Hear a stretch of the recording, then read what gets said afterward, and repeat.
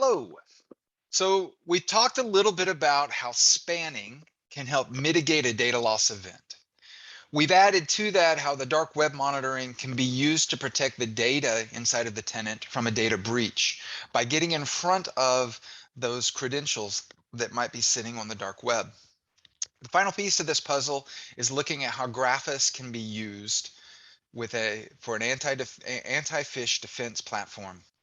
It's an AI-based platform that's going to monitor over 50 metrics, and it's going to give you the ability to automatically isolate and quarantine those dangerous phish messages with a zero-day threat.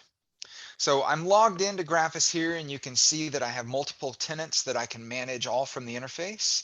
And as I jump into one of those, we're going to go right into the dashboard, and it's going to pull up and show me how we're protecting the environment. Now, you'll notice that there's a left side and a right side to the dashboard.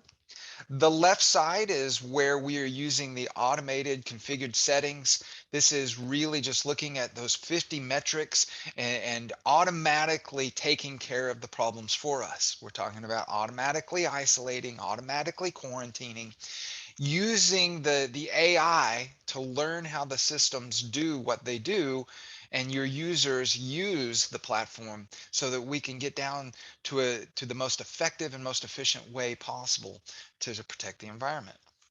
On the right side, we have the employee shield. Now, to understand employee shield, I'm going to jump into the settings, and we're going to go down here and we're going to look at the settings here. Now, what's really going on here is that you're able to create a customizable header that will be inserted into mail messages that come from senders that we don't recognize.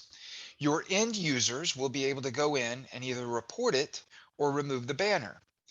The studies say that when your end users have the capability to be part of the security process and the security policy, that process and that policy are much more effective. So what we're doing is we're enabling the end user to use their judgment and say something looks a little off, or this is somebody we should be doing business with, this is good. When we go in and they click that, it's going to bring up the AI and the machinery on the back end that's going to do the analysis. It's going to figure out whether or not that is a threat and then move it and take care of it accordingly. If one employee flags it and it's determined that the threat is there based on the AI and the metrics and the pattern recognition that is all part of it, that message will be quarantined for that user, but also quarantined for all of the users inside of the environment automatically.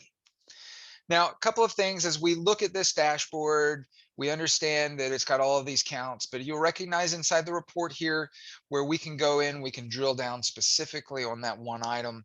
From that item, we'll have the ability to see it, but that's also where we can go in and we can release it, report it as a false positive, or even close it out. Now, one of my favorite features that Graphis has to do with a situation where I get an email from my boss's boss and he says, I want you to go wash my car. Now, there's a number of questions that come up right off the bat, but the first one is how many coats of wax do you want on that? Because it's the boss's boss. With that being said, if the boss's boss sent an email that said, I want you to go down the street and I want you to buy $1,500 worth of gift cards and put them in an envelope and send them to this address, people do it because that's human nature. The boss's boss has asked us to do it. There's an opportunity there for us to shine. And that's what we're trained to do, is make sure that when the boss's boss asks for things, they get done. So what we can do is we can simply turn on executive spoofing protection, add in the names of the executives that we want to have this level of protection for. It's going to bring into play internal and external monitoring for spoofing, so that no one's going to get an email from the boss's boss that asks them to wire $50,000 to a strange address or something like that. Now, one other piece that we see right here above this inside of the settings that also goes along with that idea of enabling your end users is called Phish 911. So with Phish 911, what you would be able to do is you simply go in and you'll create an inbox that is part of your tenant. You will allow your end users that if they get something that kind of just doesn't look right, it may not or even have a header, but they could simply forward it to the 911 mailbox. That'll fire up once again all of that AI on the back end and do some analysis there, further increasing how your end user is able to be a part of this. As we think about the idea of the quarantine, we can go in and we can see right now I don't have anything that is quarantined, but if I did, we would be able to see it. We could release it back into the environment if need be, those kind of things.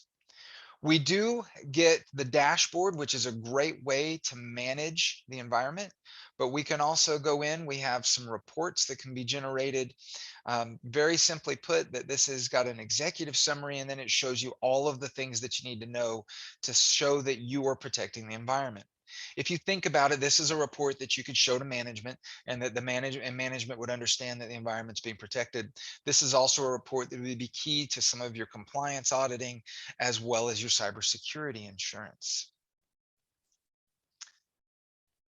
As we go back into the dashboard, uh, one of the common questions that is asked is whether or not Graphus is going to require you to alter any of your DNS records or your mail records. The answer is no. So Graphus is going to work within the tenant. We delegate privileges inside the tenant, and then Graphus will go in and work from within the tenant to monitor and analyze and watch the traffic, using that AI to understand, once again, how the organization uses the system and what mail normally looks like.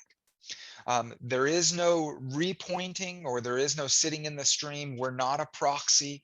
So all you have to do is basically go through the onboarding, enable it, and delegate the privileges and permissions, and you'll be up and running. So as we come to close and we think about the data protection of the SaaS environment, we've given you some tools where we can use spanning to protect from data loss and mitigate that data loss event. We've given you dark web monitoring, which allows you to understand when your credentials are out there in the wild and get in front of that data breach. And then we would use Graphus to stop the phish attack. The studies say that phishing attacks are the initial contact point for the vast majority of ransomware attacks. And so if we can get in front of that, we can protect your end users, the data, the environment, and ultimately the company. Thank you.